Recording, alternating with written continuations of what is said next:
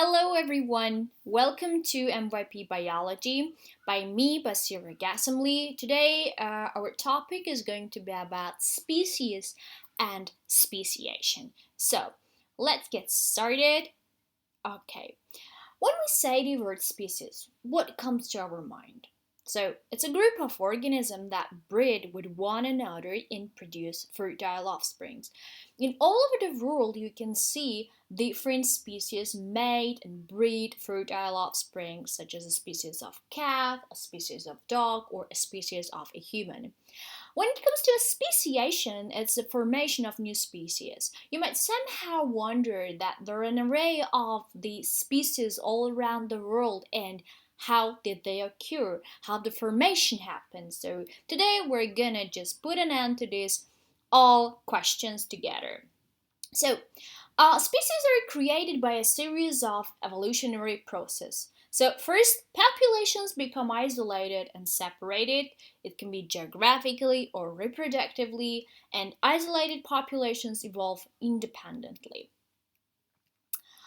Isolations can happen in two modes, allopatric and synpatric. Allopatric is when new species develop in separate regions, and synpatric, new species develop in same regions. Alright, so let's get started with the allopatric speciation, and we can name it as a geographic isolation as well. So species occur in different areas. Two populations are separated by geographical barrier, that it can be rivers, mountains, glaciers, desert, and even a climate can cause the geographic isolation. So look at the pictures here. We see the hare, the northern spotted owl, and this the porkfish. So when we see from the first picture where there is the hares are displayed, we can see that the origin of the two different species are the same, but just because of there was a river barrier, so they become completely different populations. So the first geographical isolation happened, then the mutation and natural selections operated, and the last one, reproductive isolation, produced two different species. Even in northern spotted owl, that they're actually looking somehow similar, but they have also the differences that we can distinguish them, as well as the porkfish, the and Panamic porkfish.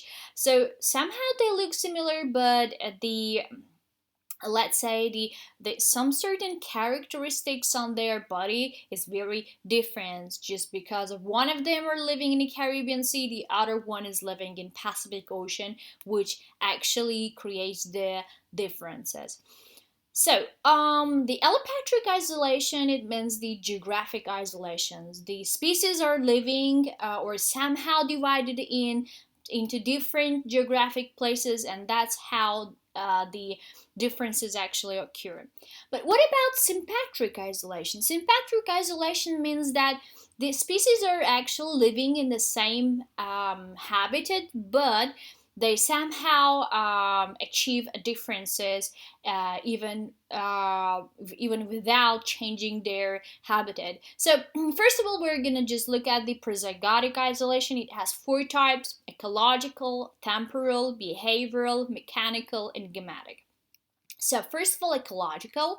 Species occur in the same region but occupy different habitats or rarely encounter with each other. For example, two species of garter snake and thumbnose occur in the same area, but one lives in water and the other one lives in terrestrial area. Lions and tigers could hybridize, but they live in different habitats. Lions in the grasslands, tigers in the rainforest. Alright, temporal ones. Species that breed during different times of the day, different season, or different years that cannot mix gametes. Eastern spotted skunk and western spotted skunk overlap in the range, but eastern mates in late winter and western mates in late summer. So we might somehow think that they're actually the same species, but just because of their mating time is very different, so they create a different species of this skunk. Behavioral.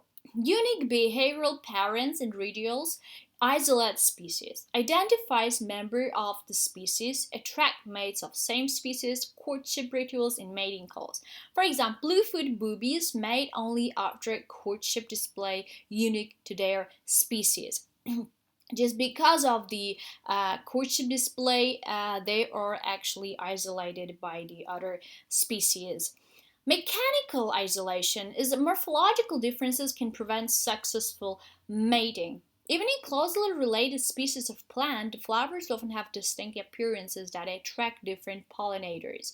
These two species of monkey flower differ greatly in shape and color, therefore cross-pollination does not happen. Just because of their morphology is very different and it attracts different pollinators and birds and bees.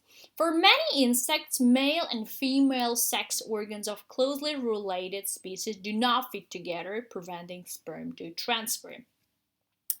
What about Gemetic isolation? The sperm of one species may not be able to fertilize eggs of another species. Sea urchins release sperm and eggs into the surrounding waters where they fuse and form zygotes. Gametes of different species, red and purple, are unable to fuse. So this really prezygotic isolation. So now look at the postzygotic isolation. So when the fertilization actually happens and occurs. Prevent hybrid offspring from developing into a viable fertile adult.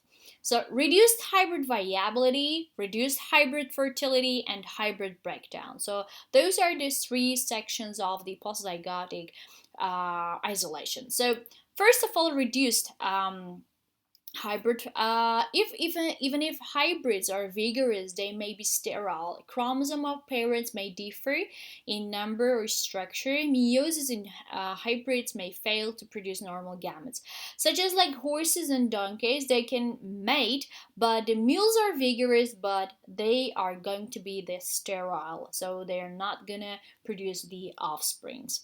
What about hybrid breakdown? The hybrid may be fertile, viable in first generation, but when they mate, offsprings are feeble or sterile. In strains of cultivated rice, hybrids are vigorous, but plants in next generation are small and sterile, unpassed to separate the species. What about reduced hybrid viability? If the genes of different parent species may interact and impair the hybrid's development, such as species of Salamander genus and Centina may interbreed, but most hybrids do not complete development, and those that do are very frail. Those are actually the postzygotic barriers which we learned. Is reduced hybrid fertility, hybrid breakdown, and reduced hybrid viability. So today we learned about the species, the formation of the new species, and isolations of allopatric and sympatric. So thanks for watching, guys. Have a nice day. Bye bye.